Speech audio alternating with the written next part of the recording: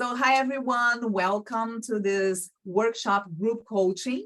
So as I was explaining to all of you, I am Carol Palombini. I am a psychologist and executive coach, and I've been working with leadership development. This idea of this workshop came from my clients that I usually do workshops or executive coachings for. And sometimes when I'm in a meeting with a prospect company, they tell me that they don't have the need to put together a group of leaderships because they don't have the same need. So each executive and each leader has specific needs. So I thought, so why don't I put together them through topics? So that's what I've been doing this year in these open group sessions. I've been inviting leaders from different companies to take part in this group session and help each other find solutions to common problems. So the idea is that in the future, this becomes a service or a product in my company where you can send the different executives from your company to these open sessions. Until from the first four events, Martha took part in like 2 of them, right, Martha? I was putting the activities together and making you know each other from the start. But since I have noticed that some people just wanted the webinar part and didn't want to take part in the second part, I decided this time I'm going to divide it in 2 parts. So we are going straight now to the webinar part, and then we are going to have the group coaching part, which is really interesting. And I think, in my opinion, it's the advantage of this format. But I want to know from you. And please be very candid in the survey. Your feedback is going to be very important for me to get to this final format. So let's go to it.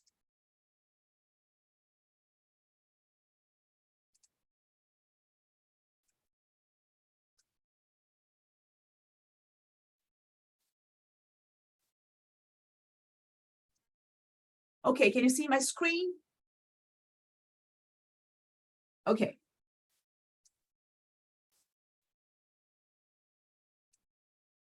So why did I decide to choose conflict management for this specific group session? It was again one of my prospect clients that decided that told me that he had a need to work on conflict management, and I hadn't done that before. And so I decided, okay, so this is a good topic, and we know one thing is sure, we all have all had been through some conflict and will be in a conflict, and we'll have to manage these conflicts as leaders. So just like death and taxes, conflict is inevitable. So I think that would be a good topic. So as I was mentioning to you before, this is part of an executive coaching program that I'm putting together, where group coaching is one part of this, but there's also asynchronous forum, a habits tracker, and my personal support asynchronously and synchronously more in the group coaching. And if you want to know anything more about that, we can talk about this later. And today, what are our goals? We have 3 most important goals to reach here. Learn strategies to analyze and handle conflicts with emotional intelligence. So this is going to be the first part, the webinar part. And the second part is going to be only for the ones who want these tools and want to share cases. So I'm going to give you a powerful tool for analyzing and handling conflicts. And I'm going to share and discuss real conflict management cases that you are all going to bring, and we are going to discuss. Of course, I know you have confidentiality issues and you cannot sometimes mention people's names, no problem with that. And you can also use a conflict that you had been in the past. And how would you assess that and do it differently in the next time? This is actually a very good exercise, and I'm going to explain it further. So why conflict management is so important? Before we dive into the whole context, I want you to choose a real conflict you have or had to manage. since you are leaders, and I'm going to be more focused here on leadership skills, so how you manage other people conflicts that you're not fully a part of, and you're not one of the parties, I would suggest you choose and imagine now a conflict that you had been or you have to manage. That's some conflict that's happening now with your team or with the team and another stakeholder, like a client, like other teams, like suppliers. And what is the problem here? Okay, so try to imagine who are the people involved in this conflict? What is the context? What's going on? Try to bring it to your memory. So why are we talking about conflict management? Because it increases productivity, escalation of problems, it increases turnover and customer dissatisfaction. So it's actually something that has a huge impact on results and on company well-being. In my opinion, the solution is having a mindset change toward conflicts as a first step, and then understand different perspectives and find the best conflict mode to use. Once you do that, you are going to have better work results. The chance to learn and grow is very much increased, and you improve relationships and job satisfaction. The methods I'm going to use here today is emotional intelligence framework and the TAKEI conflict model that's been around ever since the 70s, and it's still very much up to date. And the results. I expect that you understand your conflict style, that from this presentation, you actually understand what is your preference in conflict mode, and learn strategies to analyze and handle conflicts from now on. So it's going to be very practical and very straightforward. Go. Where is the button? Okay, here. So speaking about emotional intelligence, why do I think that this is so much important is a framework that we have to adopt when talking about conflict management? Because you are emotionally impacted by any conflict. It's part of our brain. Our brain is hardwired into understanding conflicts as danger. So we have to be counterintuitive in learning how to deal with this in a different way. And leadership is an emotional craft, as in my point of view. And the emotional tone set by the leader ripples down with remarkable precision. I love this sentence because it shows we all have felt that. Remember the last horrible leader or boss you ever had? How was the impact that they actually had in your well-being, in your productivity? And in opposition to a good leader made us feel well, made us feel that we were productive, and it was helpful for us. So what comes to your mind when I say conflict? What are the first words? You can share here in the chat among you, because I'm not going to be able to check while I'm making the presentation, but I can check later. So what comes to your mind? What are the words that come to your mind when you think about conflict? When we're talking about emotional intelligence, conflict management is one competence within the domain of relationship management. The social competence framework, as Daniel Goleman puts it, has 4 important domains. The self-awareness, and that's why I'm trying to do to you now. How do you feel about conflict? Get in touch with that. The self-management domain, that includes emotional self-control, adaptability, achievement orientation, and positive outlook. And emotional self-control plays a huge part in conflict management. It has also the dimension of social awareness, with empathy also playing a huge role in conflict management, and organizational awareness. And in the relationship management domain, you have influence, coach and mentor, conflict management, teamwork, and inspirational leadership.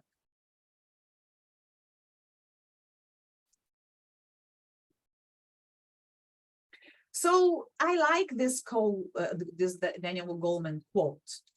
because it highlights here what is conflict management in the emotional intelligence framework. So the conflict management competency involves having the ability to help others through emotional or tense situations, tactfully bringing disagreement into the opening and defining solutions that everyone endorses.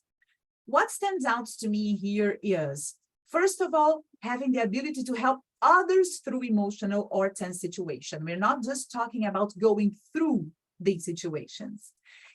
Bringing disagreement into the open, which is usually what we do not do.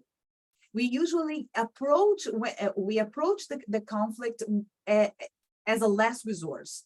So those two teams, the sales team, the operational teams, they don't get along. They've been struggling a lot for a long time. But if it doesn't get to you and the complaint doesn't escalate, you're not going to get involved.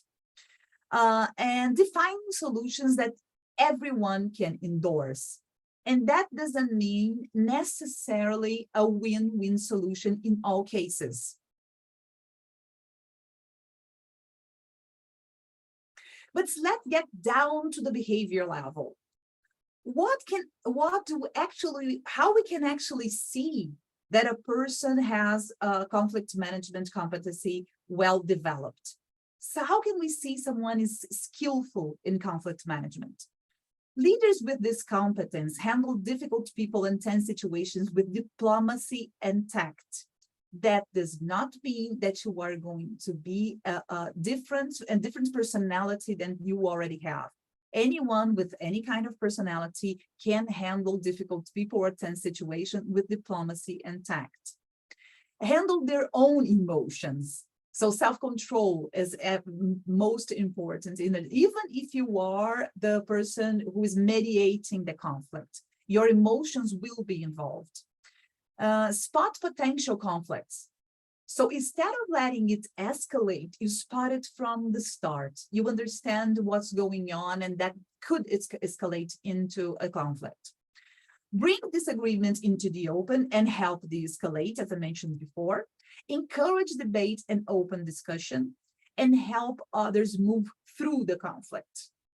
So it could be a win-win solution or not. Let me check here the chat. Despise, anger, territorial disputes, immaturity. Yes, those are the words that usually before I got into studying emotional intelligence like 20 years ago, that's the idea I had of conflict as well, was mainly negative words. What about you? How many of you had like more negative words than positive words? Did any of you put any kind of positive words here? I would like to know.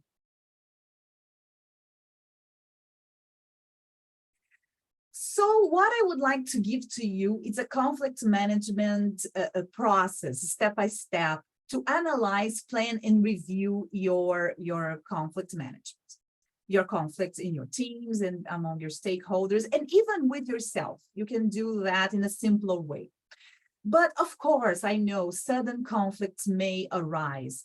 And without warning. So in that situation, it's good to try to delay the conversation to a later time where you can use parts of this to prepare yourself to that. So in this case, avoidance might be one good strategy for a short period of time.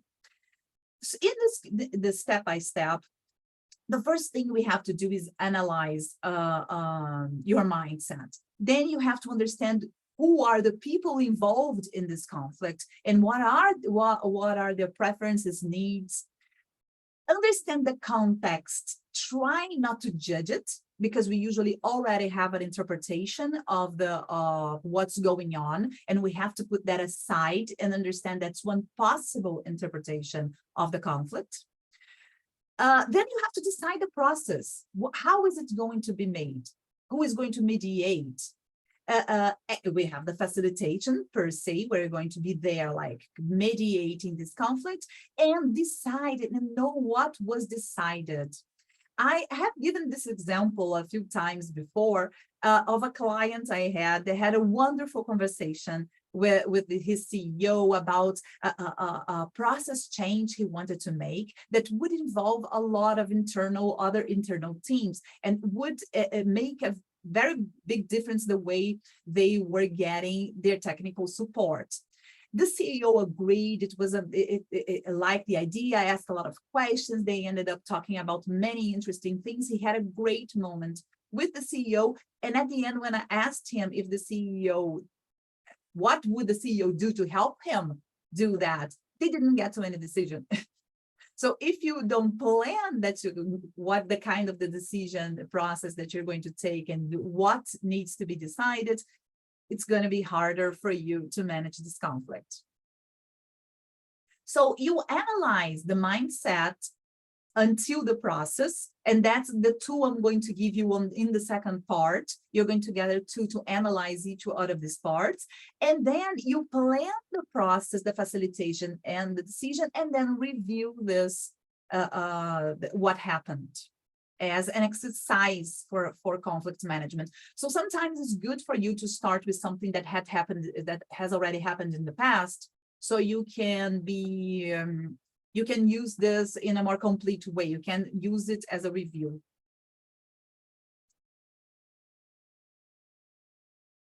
So let's go to the mindset change. Most people have a negative view of conflict. And when you have this negative view, you perceive it as danger. So you tend either to avoid or to defend yourself by attacking, probably. So if the person comes to you with some kind of complaint, you're most of the time thinking what I'm going to say next instead of listening to that person. You step back. Usually, avoidance is the most common conflict mode used by staff in companies at the workplace. Leaders sometimes use some different kinds of modes, but usually the staff, they try to use avoidance as much as they can. You end up having hot discussions, resentment. You're necessarily going to have a win-lose most of the time situation, and you have one-sided perspective. In opposition, if you adopt a positive view, if you have this counterintuitive effort and intentional effort to have a positive view, you can view it as a learning opportunity. It's a time when two persons with this disagreement can create new ideas, can innovate, can become a learning opportunity. Instead of avoiding or defending, you're looking for the agreement. You step forward into the conflict, and you get cooler discussions because you don't let it escalate that much. And you can possibly have a win-win situation as one of the outcomes, because you're putting together diverse perspectives, and that's very enriching.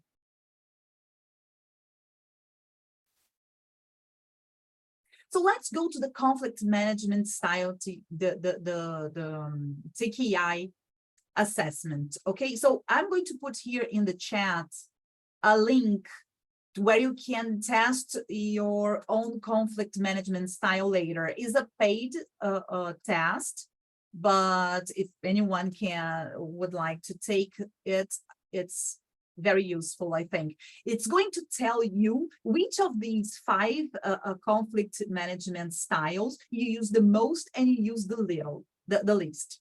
So before you answer these 2 questions, I would like to explain to you a little bit of this model. So Thomas and Kuhlman decided to view conflict using 2 dimensions: assertiveness and cooperativeness.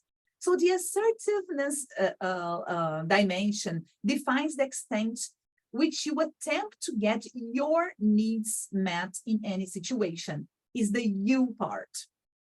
And the cooperativeness is the opposite. It's the extent to which you want the other person to have their needs met.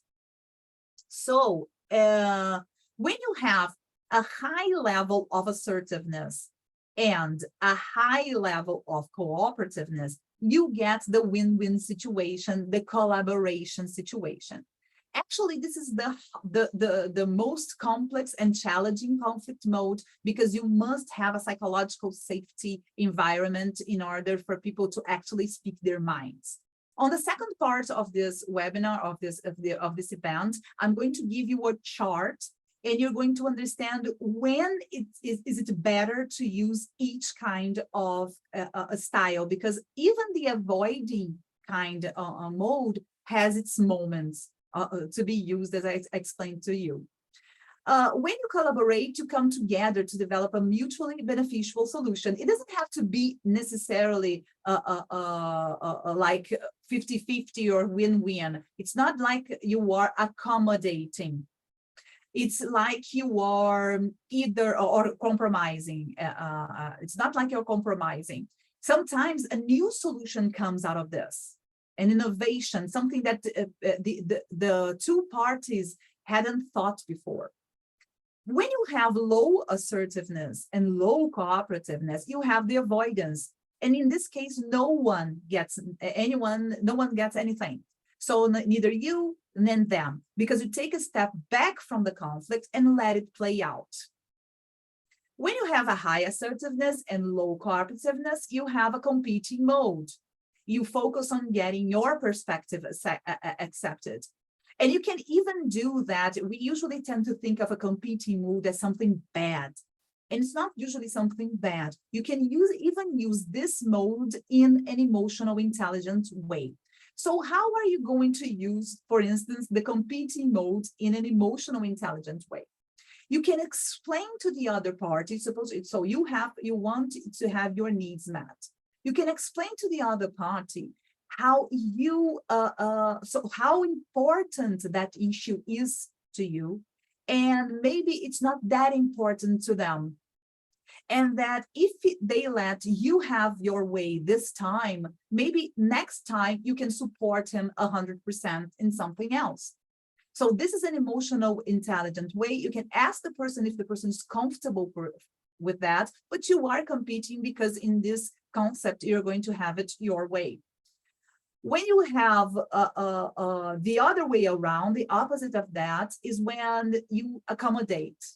So either you think that it's the issue is very important to the other person and you just accommodate, or this is a tendency you have. This is very common with people who have a high influence level in their personality profiles, a lot of sociability traits. If you are a very sociable person, it's likely that you seek a lot of approval, and accommodating sometimes might be a way to do that. But if you do that very often, it might hurt your needs in your issues. And at the middle of it, we have the compromising mode, where you reach a consensus that is acceptable to all, but you are losing something. You want part of it, but you lost part of it. Nothing new was creating like when you are collaborating. So what conflict handling style do you use most at work? And what about the outside work setting? Thomas and Kilman, they made a research and they found out that you can actually use different conflict modes in different settings, that the workplace differs a lot from the way you handle conflicts at home, for instance. What I want to highlight about people here. When we're talking about analyzing people, what usually people forget is to acknowledge feelings. So what do they feel? What are their needs? What are their fears? Do they have a communication style? What do you know about the way they communicate, but the way they had handled conflict in the past? You are a leader, and now let's get a very concrete example in our head. So you have the operation team, the development team. I know most of you here come from IT companies. So think of this very common conflict: operations teams versus sales teams. They usually have a lot of conflict regarding to timing, and the operations teams want more quality, and the sales teams want deadlines, and they argue over scope. So Do any of these parts, how do they have been handling conflicts in the past? When the people that are personally involved, maybe the managers in these cases, how do they handle conflict? What are their communication styles? What are there competing interests usually in this example, you have competing interests in. And how important are the relationships to each of these persons in the situation? So do they have the tendency to accommodate? Usually. And what about the context? As I mentioned before, psychological safety is very important to have, so you can use all modes of conflict management for you to choose one.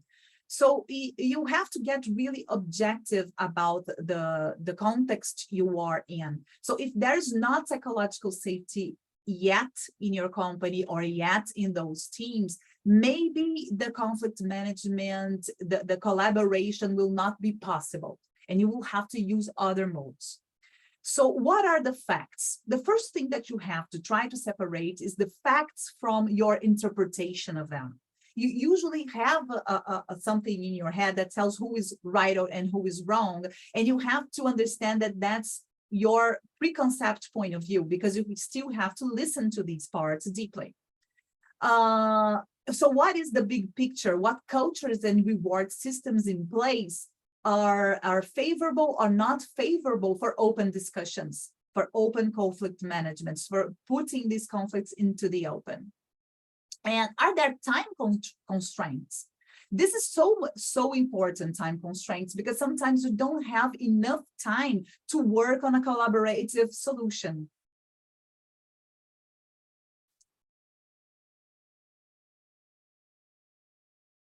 So when you have, if you chose a situation that you had been in the past to go through this workshop, then analyze, look at the past and analyze what you could have done better. And if you're thinking about a new situation that you have to manage, then you can understand now this as a planning part. So identify the best conflict handling mode. As I told you, I'm going to give you a table with situation, where you can use. So how formal is it? What media?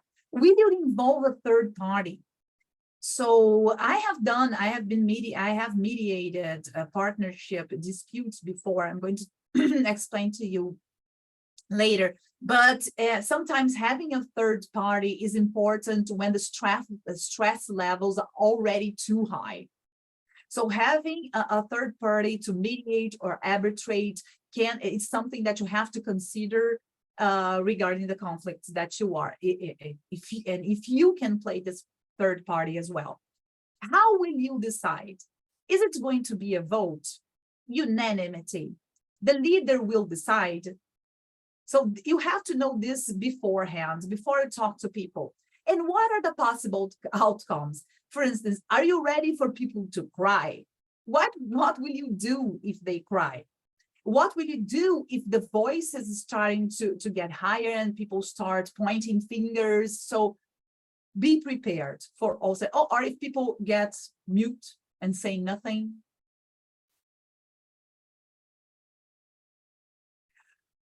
In the facilitation part, it's important to remember that you have to keep the communication on the topic.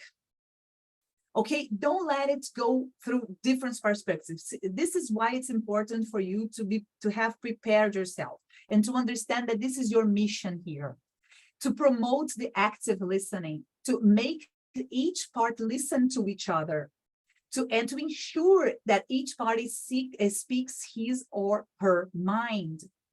So as a mediator, as a leader in that conflict, as a manager of that conflict, you have to be sure that everyone is speaking their minds. So if you know the parties because you have studied their personalities before, you know what's happening with them before, then you know, for instance, who is the shy one. Make this person speak first. And the talkative one speaks last. Help to avoid emotionally fueled conflict. So what did I do? I'm going to share with you the case. I'm going to explain later to you or what I had to do to avoid this emotionally fueled conflict. Confirm understanding. This is a very good listening practice I've done here in these workshops before. It's amazing. Express people's feelings. So I understand that you're feeling angry with this. I understand that you're feeling frustrated with this. So name feelings. This is a way also to teach emotional intelligence in an indirect way. And moderate the communication. You are the moderator. You are managing that. You're not that just to give people the chance to speak. And the last part of is the decision making. So what is the decision? So at the end, summarize the discussion and the decision that was made. As a mediator of that, manager of that conflict, it's important that you understand if it came to an agreement, if it has the necessity to escalate to a higher authority, or if you are going to agree to disagree. What is the decision that has to come at the end? So now I'm going to tell you this case study.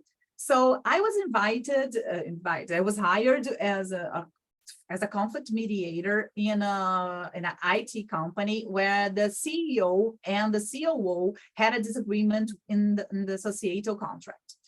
Okay, so what the problem was, the CEO, they were already working and functioning as partners in the company, but the CEO hadn't signed the contract yet. And the CEO was like thinking that he didn't trust him, he didn't trust his ideas, he didn't trust the business. And the CEO was actually a very careful type. And he wanted to have a veto power to engage in the ventures. And the CEO was not willing to give that. The CEO thought that trust meant absolute trust in his decisions and that he would make the best decisions for the business. So what did I know about these people? They already had clashing communication styles and interpretation of intentions. So I made them understand what was going on to them. So how each party was interpreting the situation. So the CEO was interpreting as a lack of trust in his business acumen and his business decisions. And the CEO was understanding that it was a lack of trust in his ability also to decide. But they both had a high regard for their relationship. They were really friends outside of the business and they wanted to be connected. So that was something that I brought how important it was at the beginning. So before I started the mediation, the day of the mediation, I remembered them, how important for them it was to get to a healthy discussion.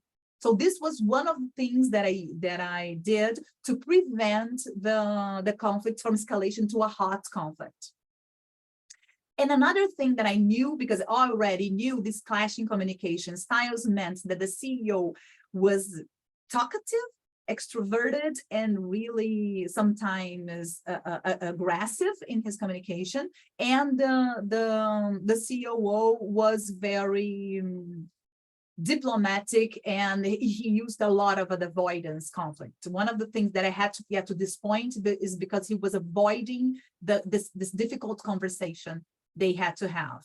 And so what did we decide as well? So we are going to have a safe word for when the conflict is escalating too much. If you think that your emotions are taking the best out of you and you're having an emotional hijack at the moment, you can call it truth. And we are going to give 5 minutes, 10 minutes to each to get something to drink, to breathe, to answer to other emails, and then we're going to go back to this mediation. And we had actually to do that. Sorry. We actually had to do that a couple of times. So at the end, the conflict mode was collaboration or compromise. That was at the table with that we thought that we could use. So a different kind of partnership, societal partnership could be considered. So something new could come out of this, or they would have to compromise on their needs. The decision at the end was a compromise. The CEO decided not to join as a partner to avoid risks and keep the friendship. That was much more important to him, but they kept the friendship and they are working together still now. And their relationship improved a lot because they finally spoke of something that was getting in the way of their work and relationship. So now, finally, we get to the questions. I already have 2 questions that were sent to me, but I want to know if you have any questions. You can send it here in the webinar, the chat, or you can just open your microphone and ask the question directly.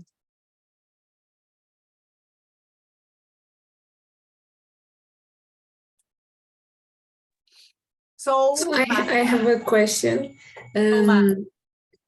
From the start, I was thinking that probably one of the difficult conflict types is the passive aggressive, when you kind of don't express openly that you are in conflict, but you never go along and you never facilitate the collaboration.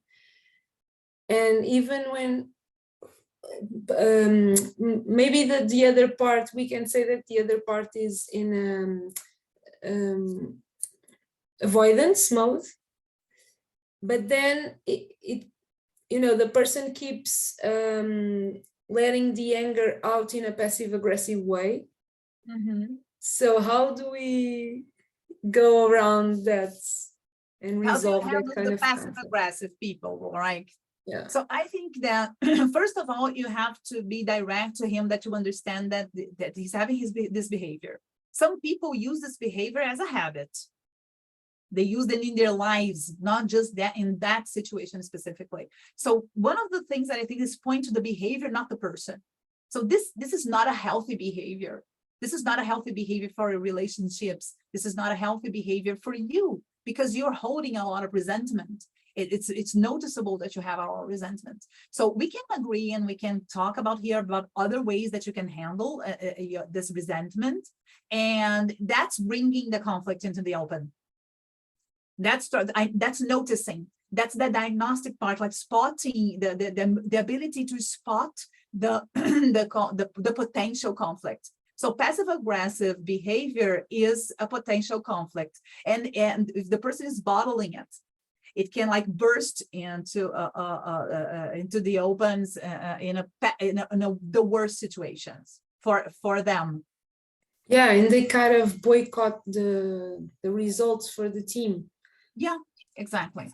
So point to the behavior and check. You can do much more than that. We can work on a strategy that's going to work better for you. So I'm going to read now João Barbosa. He sent me that on the group, on the LinkedIn and LinkedIn event. And how can leaders deal with customers' complaints derived from social media? So very specific, João. The first thing I think is go to private. You're talking about social media. You're talking about people that want to be anonymous and they hide behind an anonymity. They hide behind not having their face. So make it personal. Try to talk to this person in the private. I hear you and I see you must be the message, and be specific. Don't try to find a single way to deal with all the complaints. Listen to understand, not to react or defend your company. People actually are willing to let go of some issues if they think that they are heard. And ask powerful questions. Use the people analysis part to make these questions. And the second question that I got was anonymous. It came from, how can you avoid emotionally fueled conflict? I think I had explained that in the comments before, but before the meeting starts, define a cool down strategy. So that example that I gave, time off, you can say like the word, okay, I need a time off, and then you have 10 minutes to cool down and remind people why we are all here and what is the benefit of the outcome. So it's going to be painful, but we have to focus on the benefits. Yeah, one strategy that I once used, it was a group conflict, very emotionally charged. And I let people first ventilate through writing. So they wrote down every thought that they have, and it was kind of anonymous because it was put in a box like the bad blood box, you know. And so when we got to discussion, it was already, you know, outside of them, and it doesn't matter who said what. It's here, it's out there. Let's solve this.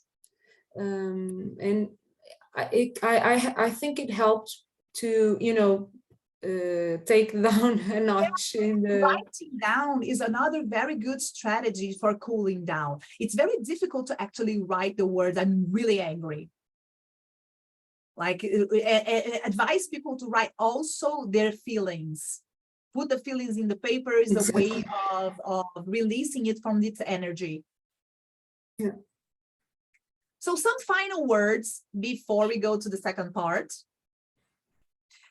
We'll learn the 8 key attributes of each conflict mode right now on the second part, okay? So this is a bonus for who stays in the group coaching. You will have the assessment tool and the presentation slides and the conflict mode table.